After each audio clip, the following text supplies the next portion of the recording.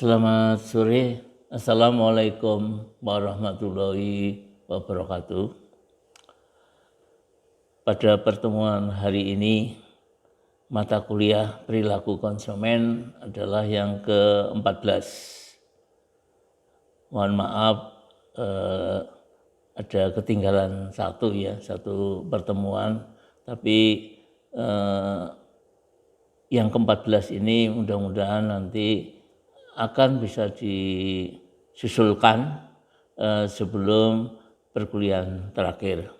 Sedangkan pada perkuliahan terakhir nanti saya berusaha untuk menggunakan Zoom, sekalian nanti menyampaikan kisi-kisi UAS.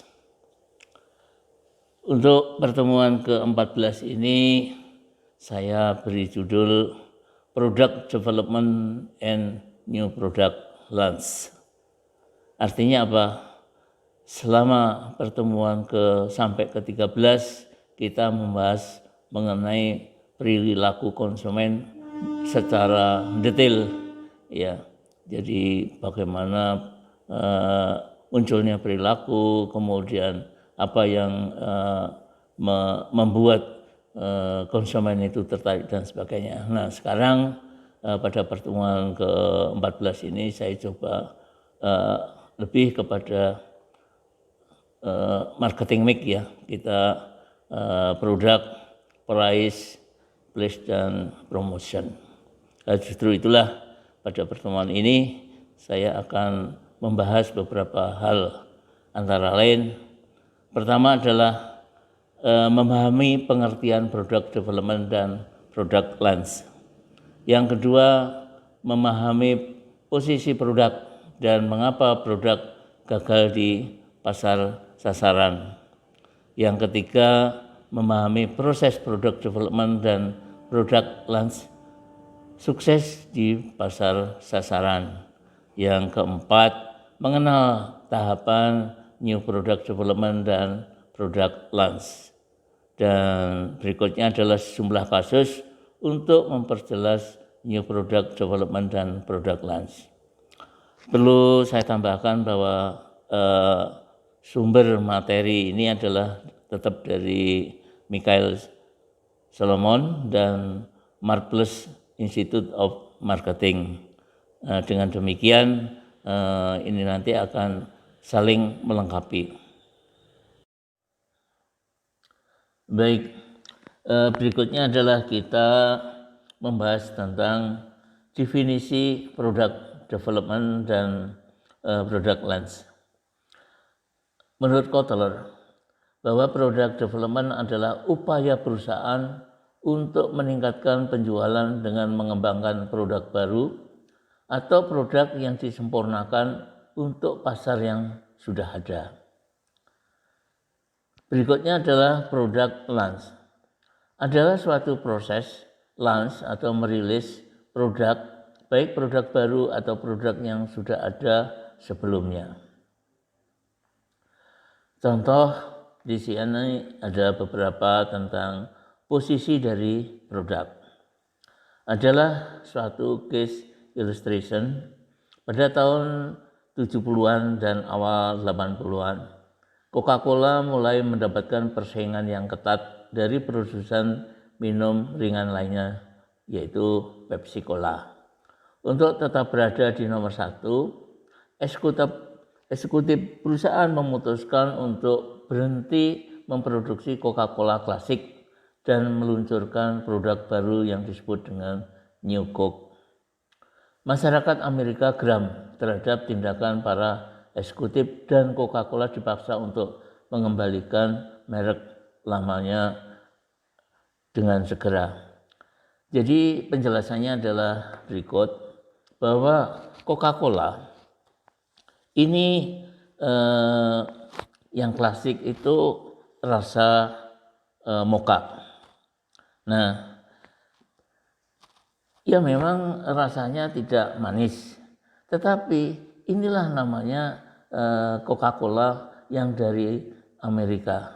Sedangkan dengan adanya Coca-Cola yang baru ini, orang-orang Amerika merasa bahwa perusahaan Coca-Cola ini sudah mengkhianati dari Amerika punya minuman. Jadi ini minuman khas Amerika. Ini bisa untuk setelah minum, setelah makan dan sebagainya, itu bisa diminum seperti halnya air putih. Nah, justru inilah akhirnya terjadilah tuntutan ke parlemen, di mana parlemen akhirnya menyetujui harus kembali ke semula, yaitu produk Coca-Cola klasik. Nah, pihak perusahaan juga tidak mau rugi untuk menghadapi ini. Akhirnya dari parlemen akhirnya memutuskan bahwa untuk membangkitkan kembali rasa Amerika itu, akhirnya Coca-Cola klasik tadi harus bisa dijual dengan baik.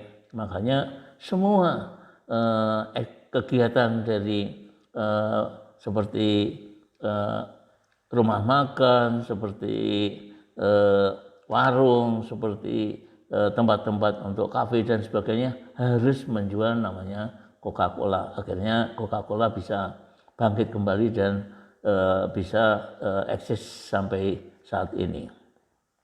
Berikutnya adalah ilustrasi tentang Aqua.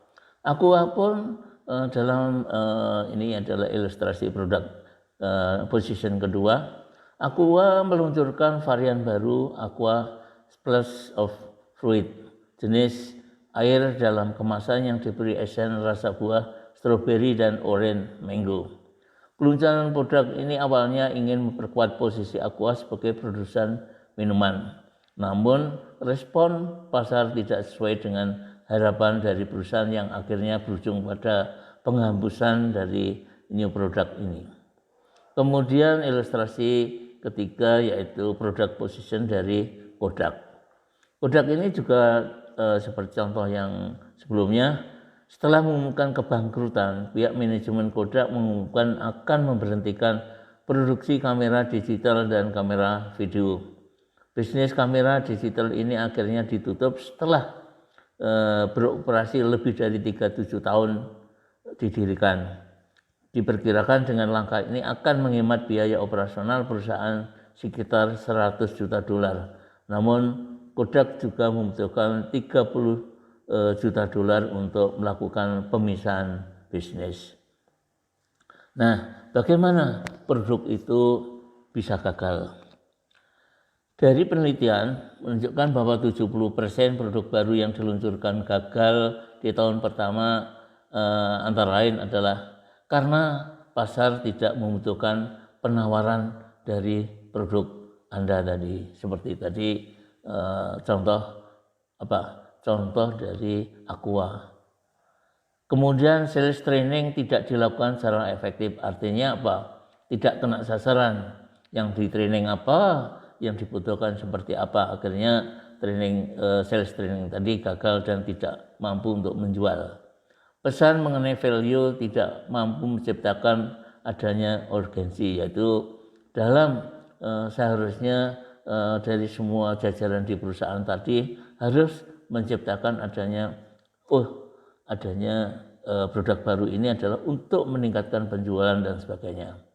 Kemudian event peluncuran tidak mampu menciptakan prospek. Ini diantaranya adalah perencanaan yang tidak baik. Nanti ada contoh-contohnya. Perusahaan tidak komit dan kurang matang dalam perencanaan. Ini hampir sama, tetapi di sini ini lebih konyol lagi karena semua jajaran tidak komit dan tidak matang dalam perencanaan. Nah, ini tantangan yang biasanya dialami, yaitu adanya produk portofolio, yaitu contohnya di sini bahwa terjadi seharusnya setelah dilakukan ada tahapan dari peluncuran, kemudian ada penjualan yang aktif tadi, akhirnya penjualan harusnya lebih meningkat dari sebelumnya. Kemudian kita juga mengenai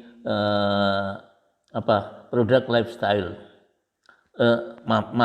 product life cycle.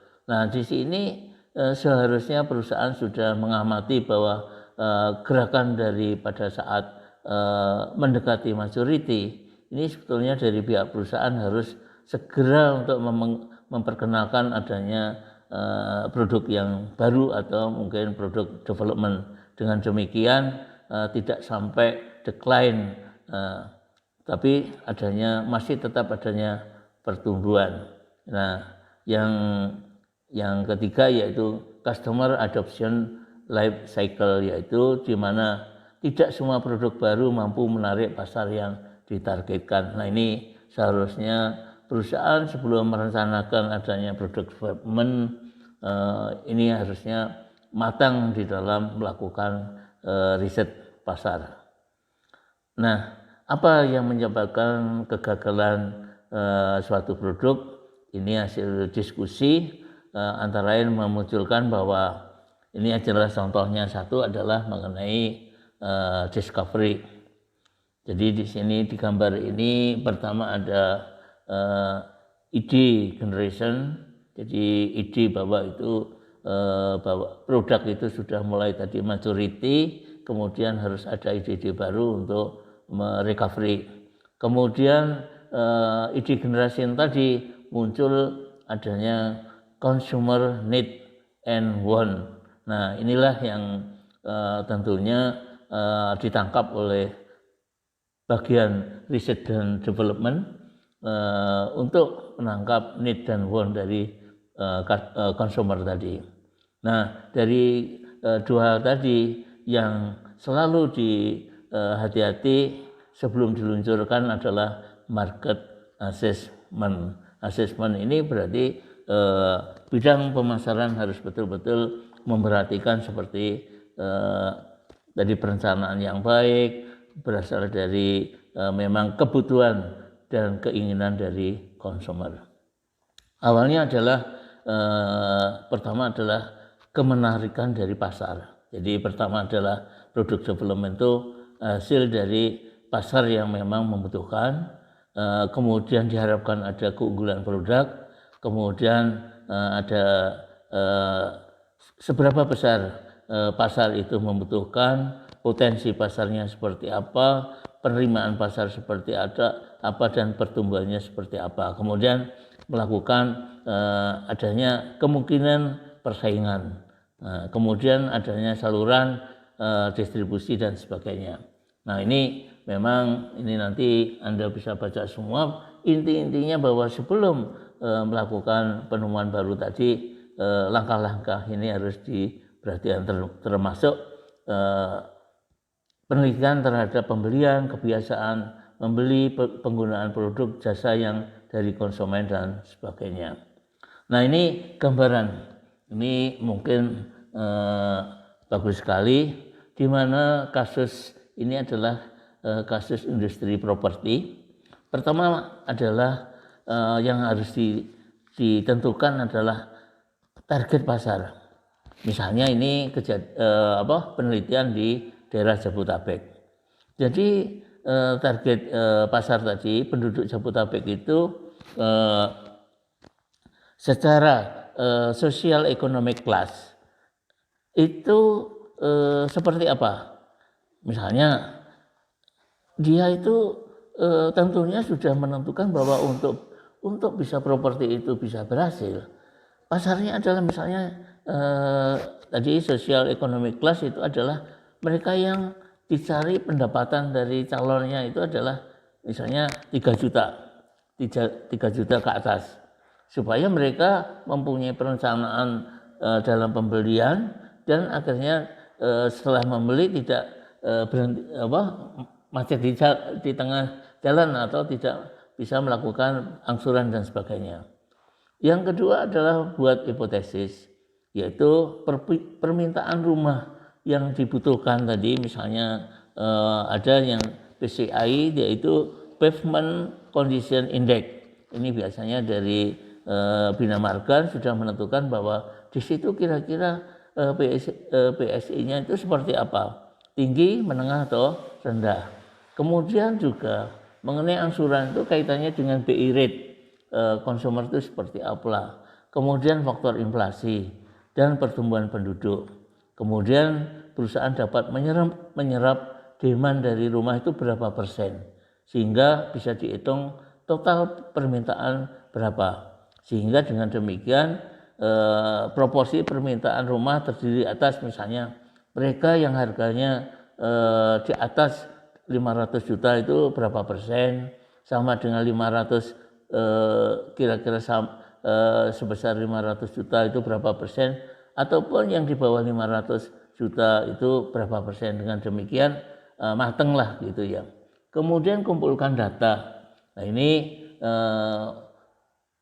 biasanya dari perusahaan properti yang sudah mempunyai pengalaman itu dilihat dari penduduk di rukun tetangga atau RT itu kira-kira mereka itu pendapatannya berapa, kemudian pengeluaran keluarga itu berapa, kemudian ini bisa datanya dibantu di Frontier. Frontier adalah perusahaan konsultan pemasaran di mana di sana sudah data sudah lengkap, yaitu Frontier Riset Marketing Konsultan, dan kemudian juga di Marples Riset Konsultan juga. Kemudian data awal setelah tadi mengenai apakah mereka sudah punya rumah atau belum, jenis rumah yang diinginkan seperti apa dan sebagainya. Kemudian hitung market size. Nah, setelah buat pemodelan statistik untuk menghitung demandnya tadi, tentunya ini bisa dibantu dengan software ya, dengan komputer, ada programnya, dan ini bisa dengan orang-orang yang ada di programmer bisa dilakukan sehingga total dari market size dari yang diinginkan berapa, sehingga ini akhirnya tahu proporsi demandnya maupun jenis rumah yang akan dibeli itu seperti apa. Terakhir yaitu hitung potensi pasar.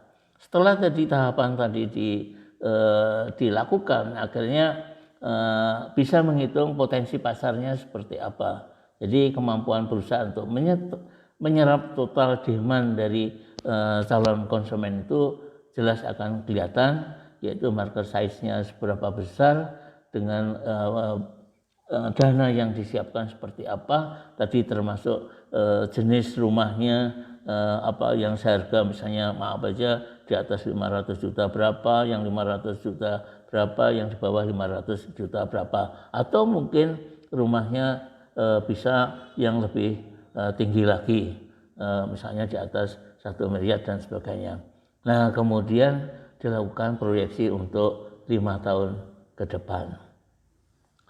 Nah, kemudian produk dan brand konsep development test. Ini pengembangan konsep brand dan produk bagi tadi suatu produk yang akan di-develop, tentunya sudah dilakukan mengenai pilihan produk dan skenario konsepnya seperti apa.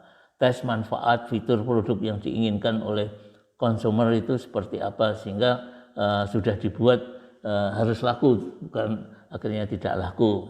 Nah, tentunya di sini adalah mempertimbangkan masukan konsumen untuk produk development itu seperti apa.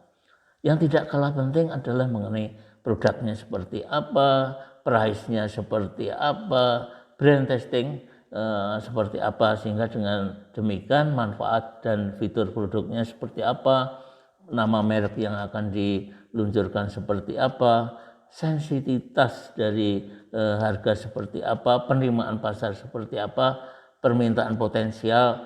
Nah, di sini ada ramalan potensi pasar seperti apa, dan akhirnya mempertimbangkan masukan konsumen untuk finalisasi.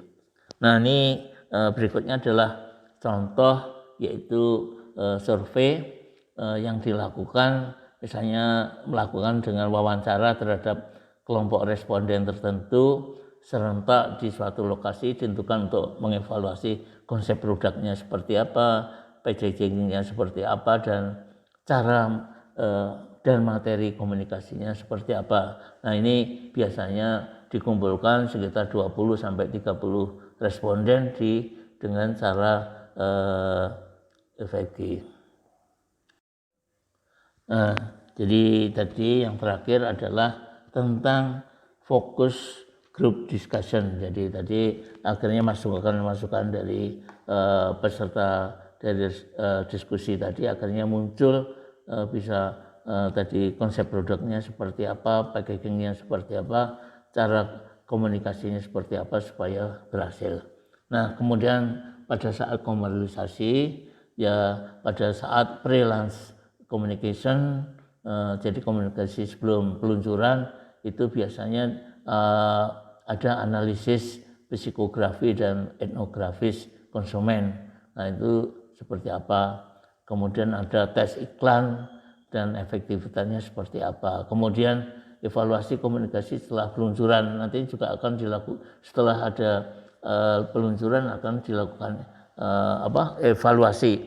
Kemudian produk dan brand performance seperti apa ini juga harus dilakukan evaluasi sehingga penetrasi produk terhadap pasar seperti apa, awareness-nya, perception, brand share, satisfaction, dan loyalty dari konsumen itu seperti apa. Kalau ada kurang tentu ada perbaikan dan sebagainya.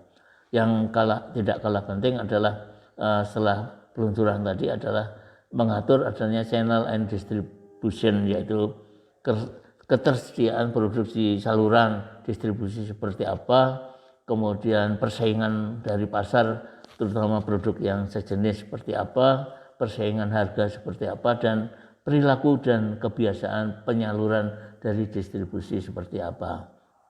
Kemudian sebelum melakukan tadi new product development launching tadi, pertama kita tadi melakukan namanya etnografi. Etnografi adalah salah satu cara penelitian di mana si peneliti dekat sekali dengan konsumen, calon konsumen atau mungkin sumber informasi. Dari sana dapat masukan yang banyak sehingga itu sangat bagus sekali untuk perencanaan pemasaran.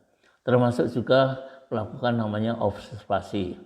Nah, observasi ini untuk langkah-langkah kalau ada kekurangan dan segera bisa dilakukan recovery. Kemudian yang tidak kalah penting yaitu melakukan in-depth interview. Jadi ini tidak banyak yang diinterview tapi 1-2 orang tetapi cukup dalam. Kemudian tadi ada fokus group discussion, melakukan survei dan kemudian melakukan survei tambahan kalau dirasa survei yang awal tadi kurang. Nah, justru di sini ada yang namanya consumer insight, yaitu etnografi, finalisasi dan tujuan ruang lingkup, ini jump in, snorkel in, dive in, swimming in, dry out. Jadi kalau kita itu mulai melakukan misalnya kita di kolam renang, itu kita mulai jadi meloncatnya itu seperti apa ke kolam air. Kemudian kita melakukan penyelaman. Kemudian setelah penyelaman kita bergerak di dalam ini, di dalam air, melakukan melihat dan di sini mendalami. Jadi seorang peneliti harus bisa berbau dengan responden. Kemudian melakukan berenang ya, mengunjungi tempat-tempat observasi yang terpilih sehingga calon konsumen itu bisa diketahui, yaitu dibayangkan dari seorang responden dan sebagainya. Kemudian kita juga melakukan mengumpulkan temuan-temuan dari beberapa observasi yang berbeda. Kemudian setelah renang selesai ya kita mandi, kemudian pakai handuk, kemudian dikeringkan dan akhirnya segar kembali.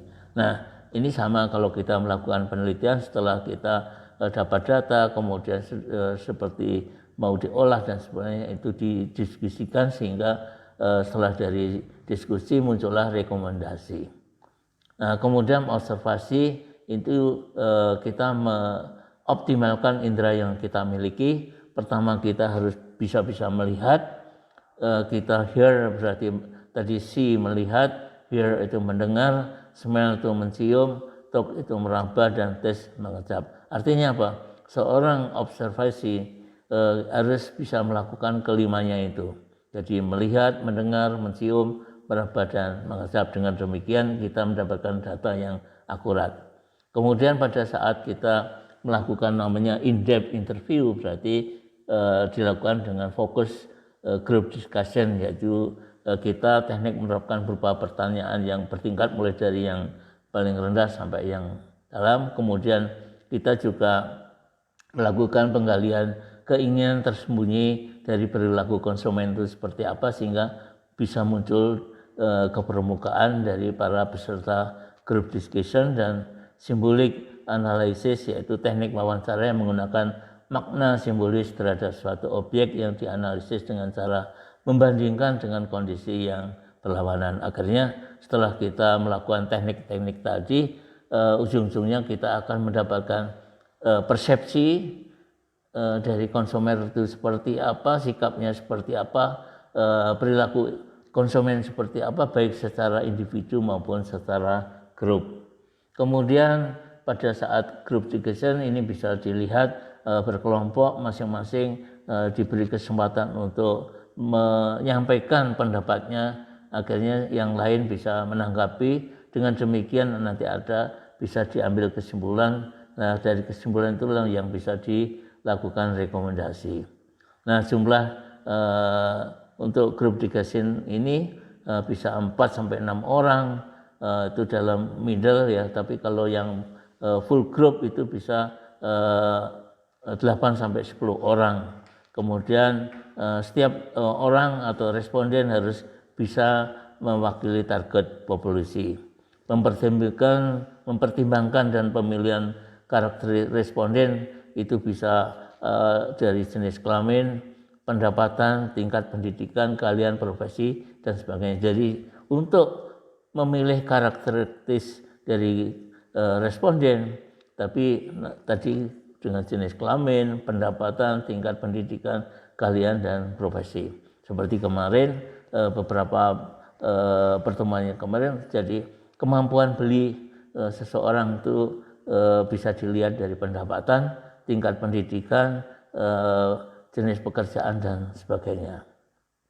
Kemudian dalam melakukan penelitian ini diantaranya dengan statistik bisa dilakukan, yaitu sebelumnya melaksanakan proses penilaian pasar seperti apa, permintaan pasar itu besarnya seperti apa, maksudnya potensi pasar seperti apa, ukuran pasar seperti apa, dan pertumbuhan dari pasar itu seperti apa, menjajaki kebutuhan dan keinginan konsumen, tes konsep produk dan sebagainya, tes merek dan sebagainya, termasuk tes harga dan efektivitas distribusi.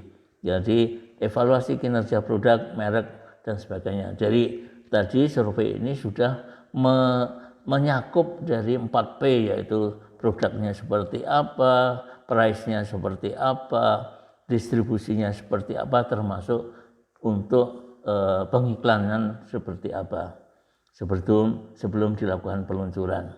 Akhirnya teknik-teknik dalam melakukan survei tadi diantaranya bisa phone interview, mall interview, maupun host-to-host interview, dan yang sekarang kita bisa melakukan online interview. Jadi kemudian dari tadi kan mengenai secondary research, jadi secondary research yaitu dilakukan ketika sebuah proyek merupakan data pembanding dari penelitian yang telah dilakukan. Jadi kita tidak mengandalkan dari data yang sudah ada, tapi kita juga melakukan penelitian ulang sehingga untuk bisa mencocokkan atau mendukung data yang ada itu valid atau tidak. Kemudian kita juga mungkin bisa mengetahui kalau ada perubahan dan sebagainya. Maka dengan penelitian tadi bisa terbantu nama secondary research itu memberi gambaran pasar saat ini seperti apa, mengukur dan meramalkan potensi pasar seperti apa, menganalisis situasi persaingan yang terjadi seperti apa, dan kemungkinan mengkaji peraturan perundang-undangan yang berlaku seperti apa. Dengan demikian ini lebih lengkap lagi. Nah, ada beberapa produk yaitu situation dan approach. Ini khususnya untuk otomotif, perusahaan otomotif.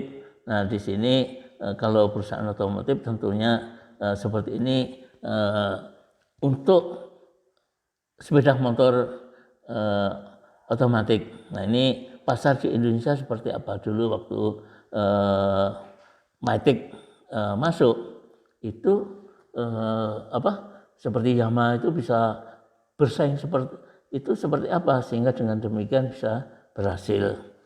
Nah, ini nanti Anda bisa dalami. Kemudian artinya apa? Brand communication concept. Jadi kemudian yang berikutnya adalah otomotif produk. Nah, ini pre-launchingnya dilakukan seperti apa, saat launchingnya seperti apa, dan setelah launching seperti apa. Jadi itu bisa dilihat pada saat terjadi launching produk itu 3 bulan sebelum launching itu kita sudah harus menyiapkan tadi misalnya consumer insight atau etnografi tadi. Kemudian 3 bulan setelah launching itu seperti apa? Kita melakukan namanya focus group discussion dan survey, yaitu dan yang terakhir adalah kita melihat pertumbuhan dari penjualannya seperti apa. Apakah ada terjadi opportunity untuk berkembang dan sebagainya. Maka di sini ada sama yaitu mengenai group discussion dan survei, yaitu dilakukan setiap 6 bulan sekali. Jadi walaupun sudah mulai menunjukkan peningkatan dari pembelian, tetapi untuk produk yang baru di launching ini harus dilakukan 6 bulan sekali melakukan namanya penelitian. Kemudian ini produk untuk makanan anak-anak. Ini tentu dari suatu perusahaan farmasi di mana sebelum menjual produk untuk anak-anak kita harus melihat dulu kebiasaan dari ibu itu seperti ibu dari baby tadi. Kemudian perilakunya seperti apa. Dengan demikian seorang ibu tadi memiliki nilai untuk melihat baby ke depan itu seperti apa. Dengan demikian untuk mereka yang care terhadap putranya tentunya membutuhkan produk yang memang memiliki gizi yang baik untuk pertumbuhan dan sebagainya. Apalagi saat sekarang kalau di kita kan muncul adanya stunting ya. Stunting itu seperti gizi buruk lah kan gitu. Nah, sekarang dengan adanya baby food ini, product development ini akhirnya si ibu ini bukan mengandalkan dari ASI aja tapi juga makanan pembantu sehingga dengan demikian pertumbuhan dari baby akan lebih baik. Kemudian adanya percobaan strategi komunikasi untuk diabetes. Ini juga ada. Untuk yang diabetes ini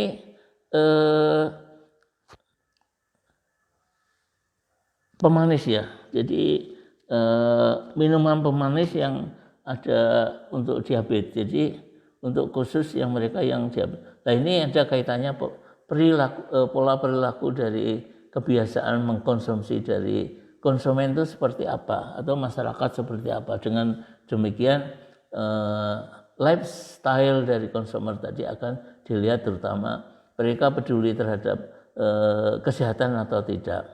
Kemudian persepsi mereka terhadap diabetes itu seperti apa. Padahal diabetes termasuk penyakit pembunuh yang cukup tinggi ya untuk di Indonesia. Mungkin dengan adanya COVID ini akhirnya penyakit diabetes sudah nggak muncul. Padahal dengan adanya diabetes akhirnya COVID itu akan lebih eksis lagi. Kemudian sasarannya adalah kualitatif studi consumer observation. Jadi di sini memang penelitian yang bersifat kualitatif.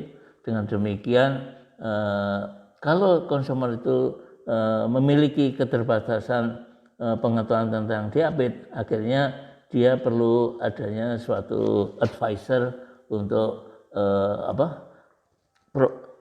penyelesaian dari masalahnya, sehingga dengan demikian bisa merekomendasi dengan baik sehingga diabetes Wegener ini bisa berhasil dan membuat orang-orang masyarakat menjadi lebih sehat.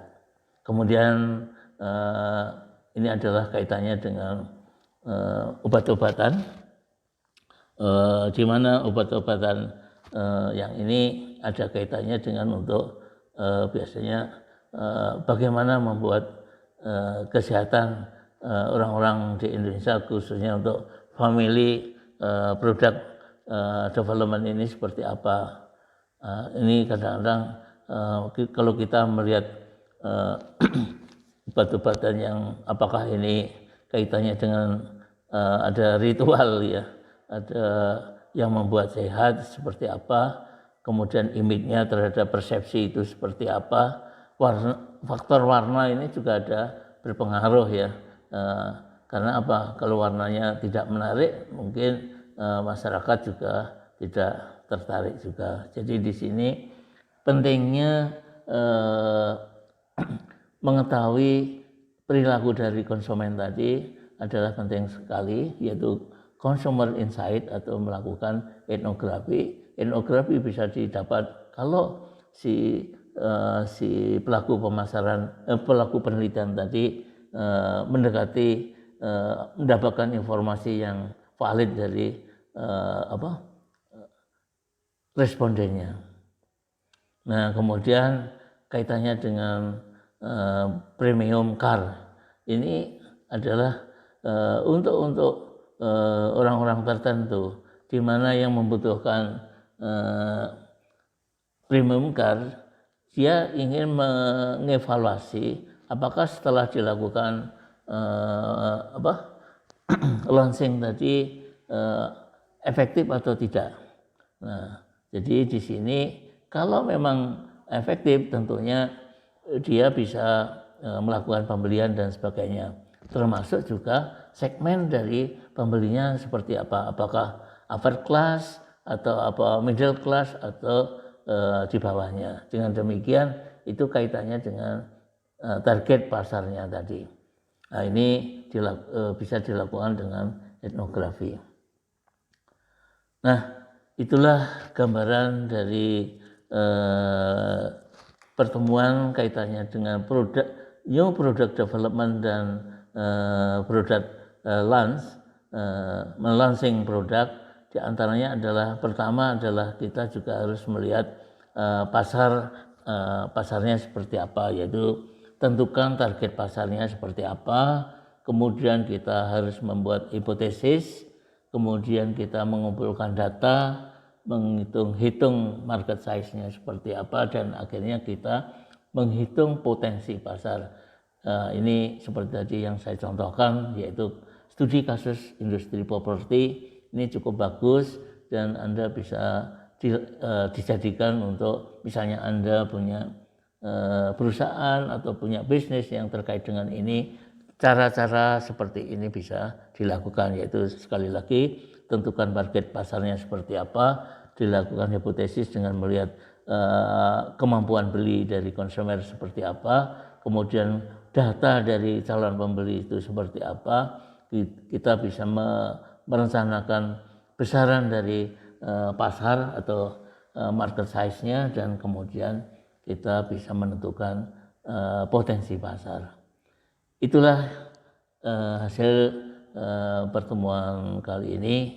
Mudah-mudahan nanti pada pertemuan hari Jumat, yaitu pertemuan ke-15, kita bisa Zoom. Dengan demikian nanti saya akan menyampaikan kisi-kisi tentang soal OAS. Akhirnya saya tutup dengan wassalamualaikum warahmatullahi wabarakatuh.